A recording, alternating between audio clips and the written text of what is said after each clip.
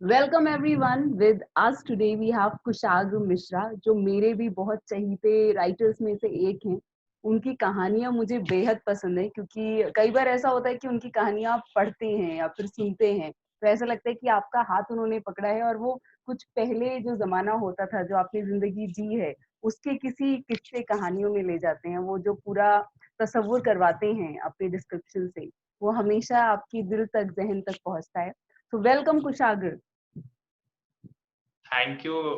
इतनी तारीफ, मतलब कि मजा ही आ गया सुन के। इस तारीफ के कैसी हो? लायक आप ये बताइए। मैं बहुत अच्छी शुरुआत हूँ। ऐसे करनी चाहिए, एकदम ग्रेटिट्यूड के साथ करनी चाहिए शुरुआत। मैं बहुत अच्छी हूँ, तुम कैसे हो? बहुत बढ़िया, बहुत बढ़िया। तो सब लोग है ना, मेरे पास कुछ क्वेश्चंस आए कि नहीं, कि कुशाग्र को बुलाओ, कुशाग्र को बुलाओ। और सबको ये जानना है कि राइटिंग की जो है वो शुरुआत कैसे हुई। तो शुरुआत काफी पहले हो गई थी, 9th 8th में। तो हमारे टाइम पे क्या हुआ था कि बोर्ड सिस्टम हटा दिया गया था और थोड़े मार्क्स, ऐसे जो मेन एग्जाम्स एग्जाम्स होते हैं उसके लगते थे, और थोड़े मार्क्स वैसे होते थे कि तुम कोई एक्स्ट्रा करिकुलर एक्टिविटीज, कोई डिबेट विबेट हो जाती थी।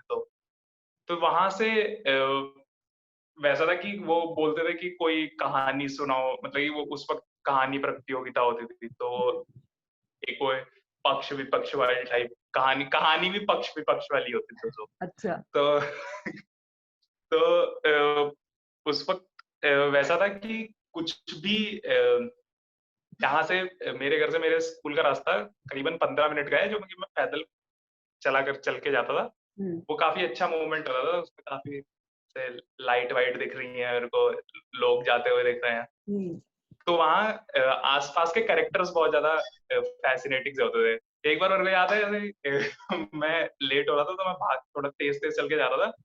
तो ऐसे बहुत से स्टूडेंट लेट होते हैं सुबह सुबह। तो एक कोई बाइक से बड़ी तेज बंदा आ रहा है लेट होते हुए, और मैं भी भाग भाग के आ रहा हूँ। वो भी उसने काफी तेज स्पीड रोकी, और पता नहीं उसने कितना गुस्सा था, उसने खींच के एक लाफा मारा मुझे। कहता मैं भी लेट हो रहा हूँ। मैं कहा ठीक है भाई, जा तू। और कोई बड़े भैया थे, 12th 12th के थे, मैं ऐसे 7वीं 8वीं में था। तो अच्छा, तुम्हारी उम्र क्या थी उस कैरेक्टर्स टाइम पे? बहुत, उस टाइम होगी 11 12। वो थे ऐसे 12th 11 12th के भैया।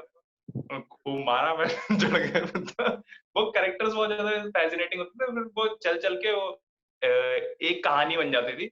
हम्म। और वो उस एफए में वो जो 5 10 नंबर होते थे, वहां पर जाके फिर वो कहानी लिख लेते थे और फिर सुनाते थे। तो वहाँ वो बच्चे बहुत पागल हो जाते थे, वो 40 50 बच्चे।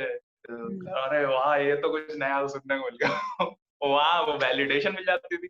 बढ़िया सी, क्योंकि पढ़ाई लिखाई में तो बस एबव एवरेज ही थे, कि हम्म। ऐसे टॉपर वॉपर नहीं थे। हम्म। लेकिन वहाँ उसमें अलग सा हो जाता था हिसाब। वो जो टॉपर बच्चे भी थे वो भी आ जाते थे, अरे क्या मजा आ गई उनका। ये बढ़िया है।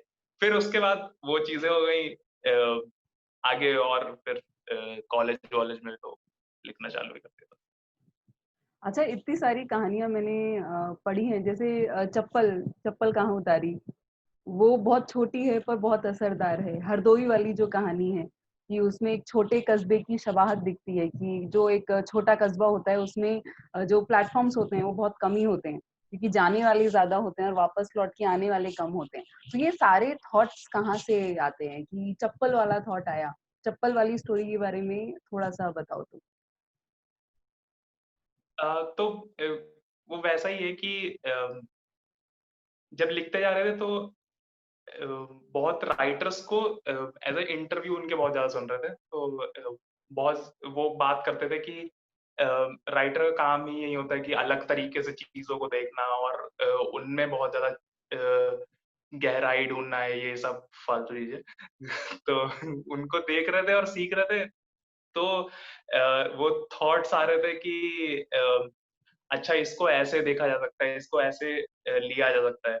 क्योंकि हम्म। चप्पल वाली कहानी का ये सीन था कि कॉलेज में मैं बहुत ज्यादा चप्पल पहन के जाया करता था, और कॉलेज में तब सारे वो जो कूल ड्यूड्स होते हैं हमारे कॉलेज के, वो सारे ऐसे बढ़िया-बढ़िया जूते पहन के आ रहे हैं, ये वो। और तब सही में जूते पहनने का शौक नहीं था कि हाँ यार, च वहाँ अपनी कूलनेस अलग चल रही है कि चप्पल पहन के कूल लग रहे हैं। तो फिर वो ऐसे हो गया कि हाँ, फिर वो ऐसे एक दिन डायरेक्टर ने सुनाया अच्छे से, और फिर वहाँ से जब कॉलेज के बाहर निकले तब पता लगा कि चप्पल छोड़नी पड़ेगी। और फिर वहाँ से एक दिन ऐसे ही बैठे-बैठे ख़्याल आया कि हाँ, इस पर ऐसे कुछ किया जाए।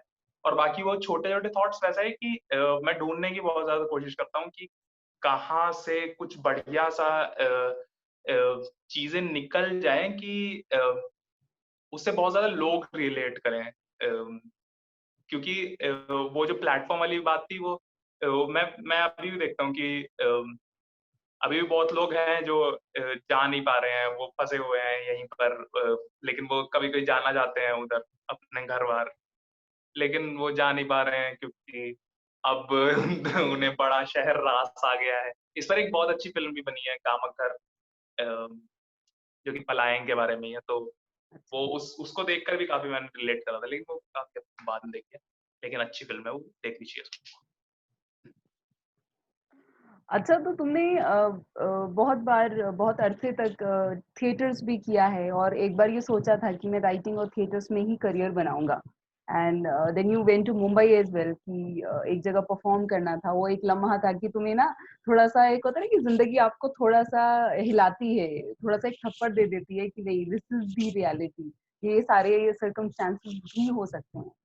तो वो ऐसा कौन-सा लम्हा था कि पहले तो जब तुमने सोचा कि नहीं ये ही करना है और जब दूसरा थॉट आया उस लम्हे के बाद कि नहीं I need to find a midway, क्योंकि बहुत सारे आर्टिस्ट के साथ ऐसा होता है कि उनको पता है कि ये चीज़ करनी है, ये मेरा पैशन है, उसमें वक़्त लगेगा।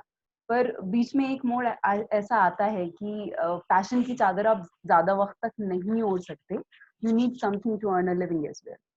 तो उसके बारे में वो मुंबई का जो वो किस्सा था कि थोड़ा-सा क्लैरिटी आ गई थी, उसके बारे में हम जानना चाहेंगे क्योंकि हालाँकि बहुत कंट्रोवर्शियल सी चीज़ है पर सब लोगों के साथ ये होता है। तो वैसा था कि कॉलेज में थे तब ड्रामेटिक्स कर रहे थे, हुँ, और तब एक फ़ेज़ आया था कि हाँ, यही करना है, ऐसे ही चलना है। तब वो 18-19 वाली एज होती है ना, वो हुँ। अरे दुनिया सब फ़तेह कर फाड़ेंगे लेंगे। जीवन। जिन जिन जीवन में हम ही हम हैं बस। हुँ, तो वैसा था, तो वहाँ पे मतलब कि इतनी ज़्यादा असलियत नहीं पता थी। तब तब पैसा आ रहा था, तब पैसा आ जाता था, तो उसका वो वैल्यू नहीं थी कि हाँ, ऐसा अच्छा कमाना भी पड़ता है क्या? मेहनत अच्छा भी तब करनी तक पड़ती है तब क्या तक इसको पॉकेट कमाने के मनी लिए? नहीं आती होगी, तो वो नहीं पता था कि कैसे कमाते हैं। वो ऐसा था, तो फिर बाहर जाके वो भी देख रहे थे कि हाँ, इतना मतलब कि ऐसे सही-सा हिसाब नहीं बन पाएगा, और इंजीनियरिंग कर रहे थे, तो इंजीनियरिंग का वैसा नहीं था कि ज़बरदस्ती डाला गया हो। हुँ, इंजीनियरिंग भी पसंद थी। तो हुँ, वो जैसे राइट ब्रेन और लेफ्ट ब्रेन का हिसाब रहता है, तो वो बोलते हैं कि किसी का राइट ब्रेन एक्टिव होता है, लेफ्ट ब्रेन, तो मेरे को लगता है हुँ, दोनों में ब्रेन एक्टिव है अच्छे से मेरे। अ, गुड, क्योंकि वो साइंस का भी अच्छा हिसाब बैठा हुआ है, मैथ-वैथ भी काफ़ी अच्छी लगती है, इंजीनियरिंग भी काफ़ी अच्छी लगती है, और ये हुँ, क्रिएटिव आर्ट्स भी काफ़ी अच्छी लगती है। तो मैंने कहा कि दोनों का समागम बना के बैठते हैं, दोनों का बैलेंस बना के बैठते हैं। हुँ, क्योंकि उस वक़्त मुंबई जाने का सीन ये था कि मुंबई का ड्रामेटिक्स में एक बार सिलेक्शन हो गया था एक प्ले का, तो हुँ, मुंबई में गए थे, और मुंबई के वैसा था कि मैंने तीनों पड़ाव देखे थे, कि हुँ, मैं ऐसे चौल में भी रहा हूँ, वहाँ पर धारावी के स्लम्स में भी रहा, फिर एक अच्छे मतलब कि अच्छे लोकेलिटी में भी रहा, और फिर एक बांद्रा-वांद्रा में भी रहा। तो वो ऐसे हर फेज़ ऑफ लाइफ़ वहाँ देख लिया, तो ऐसा लगा कि अभी जो स्किल है, अभी जो इंजीनियरिंग की स्किल मैंने बीटेक करके हासिल करी है, उसी से पैसा-वैसा बनाया जाए अभी अच्छे से। बाकी हुँ, ये साइड बाय साइड तो चलता रहेगा, और बैलेंस भी बना रहेगा चीज़ों का। क्योंकि अ, वो मतलब कि तुम्हारी स्टेबिलिटी होती है, तो उससे तुम्हारी मेंटल हेल्थ काफ़ी अच्छी रहती है। तुम्हारी जीवन में स्टेबिलिटी रहे तो। अच्छा, ऐसा क्या हुआ क्या था मुंबई वाले ट्रिप पर जब धारावी में रहे थे कि मुंबई वाले ट्रिप पर ऐसा रहा था कि डिसाइड कर ली कि नहीं, I need to find a balance? वहाँ लाइफ देखी थी तो वहाँ बहुत ज्यादा, क्योंकि यहाँ रह रहे थे, दिल्ली में रह रहे थे, तो एक नॉर्मल सी, हाँ, रोटी कपड़ा मकान तो हाँ सही से मिल रहा है, लेकिन वहां जाके देखा तो मतलब कि एक अपने से थोड़ा फाइनेंशियली निचला हिस्सा जब देखा मैंने, तब मेरे को पता लगा हाँ कि दिस इज ऑल्सो लाइफ, ये भी है, कुछ लोग ऐसे भी रह रहे हैं, और तुमने मतलब कि अगर बहुत ज्यादा वो करा तो तुम्हें भी ऐसा रहना पड़ सकता है, क्या तुम इसके लिए रेडी हो कि नहीं हो, वो सवाल फिर पूछने पड़े अपने आप से। फिर वो ऐसा था कि नहीं, मतलब कि लाइफ में और कुछ चीजें चाहिए। तो वैसा है, मतलब कि अपने लिए, खुद के लिए एक इकोसिस्टम बना के चल रहे हैं कि हाँ, वो बनाने की कोशिश भी अभी भी जारी है कि एक ऐसा इकोसिस्टम बनाया जा सके कि हाँ, जिसमें हर चीज कुछ बैलेंस आउट सी करके आगे बहुत ज्यादा बढ़ सके लाइफ। अच्छा, तो कुशाग्र रोता कितना है? क्योंकि मैंने कई बार जितनी भी कहानियां पढ़ी हैं, पे परफॉर्म करते हुए देखा है, तो मैंने जो उसका अंत हुआ है उसमें तुम्हारी आंखों में आंसू देखे हैं। तो how much do you cry? कितना असर होता है कहानियों पे तुम्हारे रोने का? क्योंकि मेरे साथ ये होता है कि जिस कहानी को मैं रोते हुए लिखती हूँ, तो जब ऑडियंस भी उसको सुनती है या फिर पढ़ती है, तो उनको भी बहुत जज्बाती महसूस होता है। I want to know how much you cry. Cry तो बहुत ज्यादा, बचपन से ही था। लेकिन वो वैसा है कि हाँ, अकेले में क्राई बहुत ज्यादा है, क्योंकि पहले पहले ये होता था कि ये एक इमोशन है जिसको छुपा के रखना चाहिए दूसरों से, दूसरों के सामने नहीं रोना चाहिए, और वैसा था। हम्म। पहले ये पता था, तो पहले तो बहुत अकेले में रोया जा रहा था, लेकिन हाँ, जब ऐसे पता लगा कि अरे ये तो नॉर्मल सा इमोशन है, जैसे छुपाने की क्या बात है इसमें, थोड़ा लोगों के सामने भी रो लिए। और रोने का एक बहुत अच्छा रीजन और बहुत अच्छा सोल्यूशन ये है कि अंदर जो काफी भरा बैठा होता है वो निकल जाता है, हम्म। तो इससे तुम्हारा दिमाग बहुत ज्यादा अच्छा रहता है। क्योंकि हम्म। एक स्टडी थी, उसमें ये बताया गया था कि हार्ट अटैक से जो लोग ज्यादा मरते हैं, अ, उनका एक ये भी था कि वो कम रोते हैं। तो मैंने कहा चलो ये बढ़िया है कि चलो हार्ट अटैक से तो नहीं मरेंगे, किसी और चीज से मरते हैं। तो लेकिन कहानी हाँ, लिखेंगे, काफी रोना रोते वोना तो हुए कहानी लिखेंगे, हार्ट अटैक नहीं आएगा। हार्ट अटैक में आएगा, वाह। अच्छा। अंदर जितना भरा होता है वो निकल जाता है, हम्म। तो रोना बहुत ज्यादा जरूरी अच्छा, दो तीन जो कहानियां हैं वो ऐसी लगी कि अपना जो टीनेज रहा है, या फिर कई बार कुछ लोग ना छूट जाते हैं क्लास में आपके, जिनके साथ आइडियोलॉजी का थोड़ा सा एक बैर हो जाता है। और या फिर जैसे कहानी है मिसेस ब्रिगेंजा हो गई, डियर जॉर्डन हो गई, जो खत जो लिखना होता है, वो वाली कहानियां हो गई। उन सब का आइडियाज कैसे आए? वो अब तुमने अपने सामने होती हुई देखी? क्योंकि कई बार ना मुझे लगा कि शायद उसमें थे तुम कहीं, वो पूरा फिक्शन नहीं था। तो उनका आइडियाज कैसे आए? है। तो वो अम, अम, जिस टाइम मैं लिख रहा था, जिस टाइम मैं मतलब कि बहुत ज्यादा लिख, अभी पिछले साल जब मैं बहुत ज्यादा लिख रहा था, तब एक वो खतों खतों को रिवाइव करने का एक हम्म। अलग सा कूलनेस वाला चलन चालू हो गया था उस वक्त ही, हम्म। कि ऐसे खत लिखते हैं दोबारा किन्हीं को।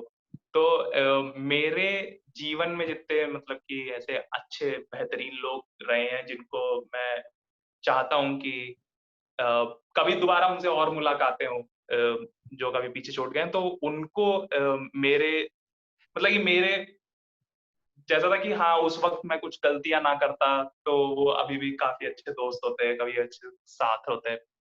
तो उनको लेकर मैंने काफी खत, मतलब कि खुद को सोच के कि हाँ, ऐसे हो जाता तो ऐसे होता, तो वो मेरे ही है, मतलब कि उसमें मैं काफी ही दिखूंगा, क्योंकि अ, कुछ बहुत बहुत फिक्शन भी है, लेकिन हम्म। हाँ, बहुत कुछ सच्चाई भी है उसमें, कि अपने आप को अपने एक्सपीरियंसेस को लेके, और आइडियोलॉजीज का तो वैसा है कि वो धीरे-धीरे तुम्हें समझ आता है कि अच्छा सब कुछ निरर्थक है बाबा।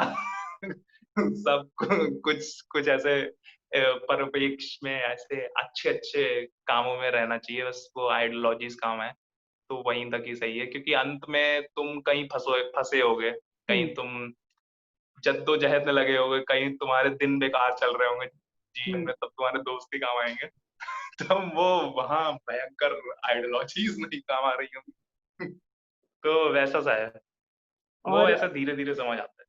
और जितनी भी मैंने कहानियाँ सुनी है तुम्हारी and you are very young, और उसमें पता चलता है कि सारी उम्र के जो दायरे होते हैं वो लांग के सारी कहानियाँ लिखी गई हैं। So I I love most of your stories जो शायद शुरुआत में लिखी थी, जो लोगों ने उतनी देखी नहीं है, but they are very deep. तो नहीं लगता है कि किसी 21-22 साल के इंसान ने वो कहानियाँ लिखी होंगी। तो मैं जानना चाहती हूँ, लोगों ने भी मुझे लिख के भेजा कि कुशागर पढ़ता क्या-क्या चीज़ें हैं? कि कम उम्र में भी हुँ। इतने सारे आइडियाज़ आना और उन आइडियाज़ को तराशना फिर अल्फाज़ों में। तो what things do you read? अरे वो वैसा है कि वो जब तुम ऐसे फँस जाते हो ना एक क्वेश्चन में कि हू आर मा मैं कौन हूँ?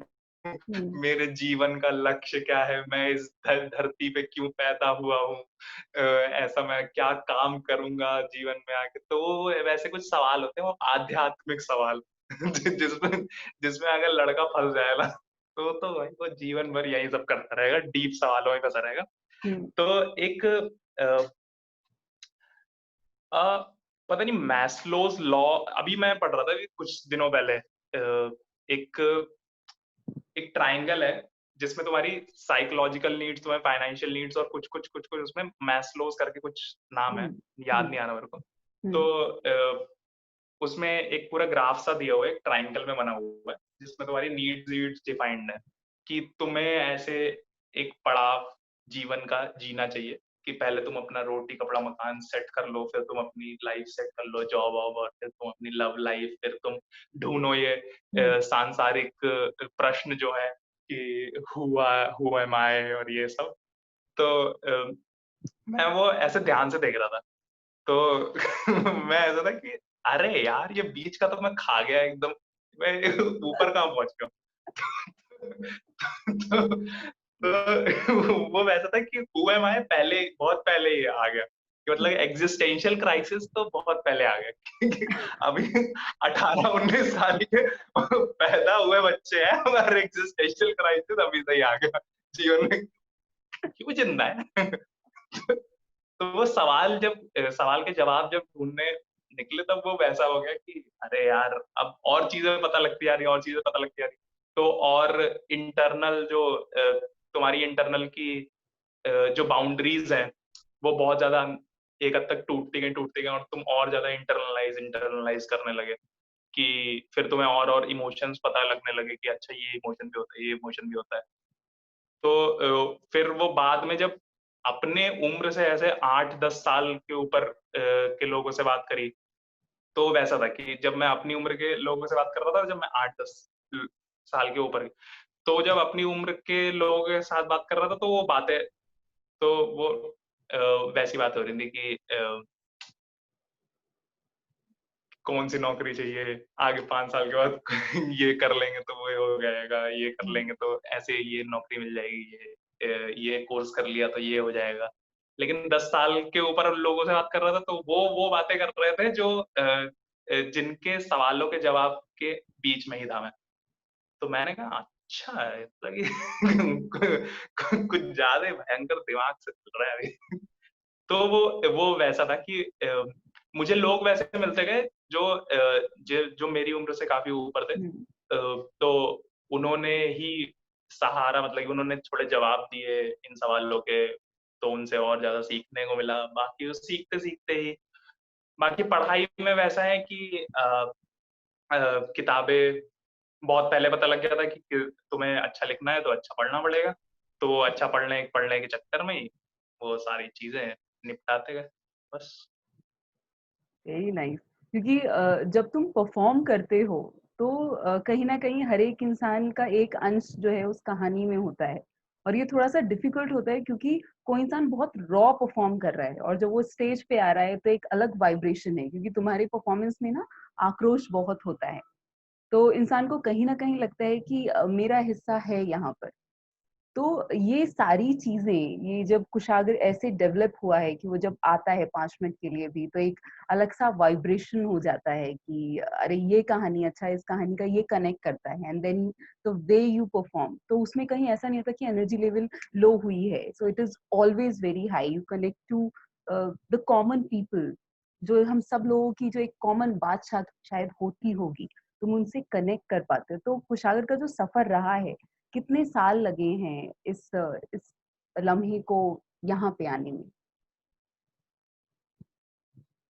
अ, तो सेकंड ईयर में बीटेक के जब मैं सेकंड ईयर में था हुँ, तब से ड्रामेटिक्स तो मैंने करना स्टार्ट कर दिया। हुँ, फिर तो वहाँ वो थोड़ी परफॉर्मेंस की जो स्टेज प्रेजेंस होती है और वो सारी कैरेक्टराइजेशन वो सारी थोड़ी-थोड़ी मैंने सीख ली। अ, हुँ, वो अभी भी थोड़ी-थोड़ी आती है, वो इतनी ज़्यादा नहीं आती।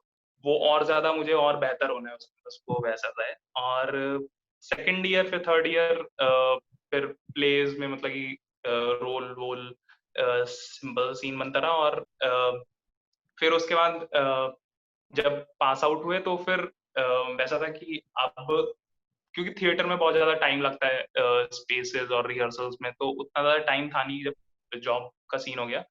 तो वो वहीं फिर ओपन माइक्स स्टोरी टेलिंग के ओपन माइक्स करने स्टार्ट करे। फिर वो वैसा रहा कि ये थोड़ा अलग मतलब कि अलग नहीं है, थोड़ा उससे डिफरेंट है, तो इसको और उसमें कैसे ढालना है, हुँ, तो वो उस उसमें दिमाग लगाते रहे कि ऐसे करना है, ऐसे करना है। फिर और ज़्यादा लोगों को देखना कि हाँ, जो इंडिविजुअली परफ़ॉर्म करते हैं, जो इंडिविजुअली 1 घंटा परफ़ॉर्म करते हैं, हुँ, उनको बहुत ज़्यादा स्टेज पे देखना कि अच्छा ये ऐसे हो सकता है, ये ऐसे हो हुँ, सकता है। फिर वो देखते-देखते सीखना और ज़्यादा हुँ, और ज़्यादा बेहतर परफ़ॉर्मेंसेज़ देखना, फिर उनसे सीखते रहना, फिर कुछ-कुछ वहाँ से इंस्पिरेशन लेना कि अच्छा हाँ, ऐसे करा जा सकता है, कुछ चीज़ें ऐसी करी जा सकती हैं। फिर बहुत ज़्यादा कैरेक्टराइज़ेशन में जाना। हुँ। तो वो धीरे-धीरे करते-करते साल तो बोला जाए 3-4 साल तो हो गए हैं ये सब बकवास करते हुए। But it's a good learning anyhow. अच्छा हाँ, ये फ्यूचर कुछ में बहुत ही अ, इस सॉरी ये बहुत ही मैं ये कहूँगा कि बहुत ही ऐसी लर्निंग है जो अलग-अलग मोमेंट्स में जहाँ मुझे लगा भी नहीं था काम आएँगी, वहाँ काम आ गई और कुछ ऐसे बढ़िया-बढ़िया लोगों से मुलाकातें करवाने में मेरे को ये चीज़ें काम आई, तो मैं तो बहुत खुश गुड टू नो। और आने वाले वक़्त में तुम्हारी किस-किस मौज़ू पे कहानियाँ आने वाली हैं? हूँ। तो और और ज़्यादा मैं एक्सप्लोर करूँगा। अभी मैं बहुत ज़्यादा जो हमारी पौराणिक कहानियाँ हैं या फिर थोड़ा आध्यात्म में घुस के कहानियाँ मैं लिखना चाहता हूँ, मतलब कि उनसे थोड़ा कुछ कुछ रिलेट करके चीज़ें लिखना चाहता हूँ। तो वो टॉपिक बहुत ज़्यादा मेरे को फ़ैसिनेट करने लगा कि ऐसा था कि हमारी जितनी भी माइथोलॉजिकल स्टोरीज़ हैं और वो सारी हैं, तो वो उनसे भी मैं कहूँगा कि कहानियों के थ्रू ही ऐसे राब्ता हुआ।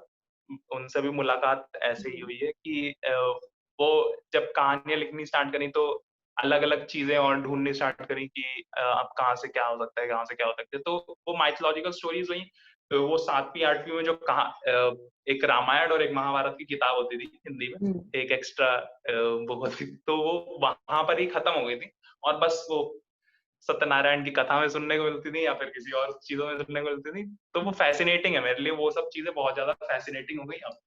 तो उन पर आज की ज़िंदगी और आज के कैरेक्टर्स का उनसे मिला के कुछ-कुछ दिमाग में चलता रहता है, तो उनको बनाने की काफ़ी ज़्यादा कोशिश रहेगी।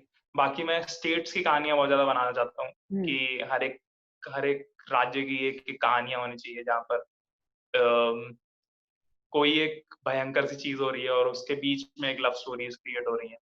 तो वो कैसा होगा, मतलब कि करते जाओ काम, देखते हैं कहाँ तक पहुँचते हैं। Good, good. तो thank you so much Kushagra. ये पूरी बातचीत में बहुत मजा आया और कुछ चीजें वो भी सुनने को मिली जो मुझे बिल्कुल नहीं मालूम थी तुम्हारे बारे में। और तुम ऐसे ही लिखते रहो और तुम्हारी कलम को और जो है प्रेशर और ताकत मिले तुम्हारी कलम को और वो बहुत आगे तक जाए और तुम्हारी कहानियां हम आगे फिर और उरूज पे देखें कि तुम्हारी कहानियां बहुत दूर तक जाएंगी। जितना अभी लगता है कि अभी तुम्हारी उम्र बहुत कम है, उसके बावजूद भी तुम इतना अच्छा लिख लेते हो और लोगों से इतना कनेक्ट कर पाते हो हर एक इंसान के जज्बातों से।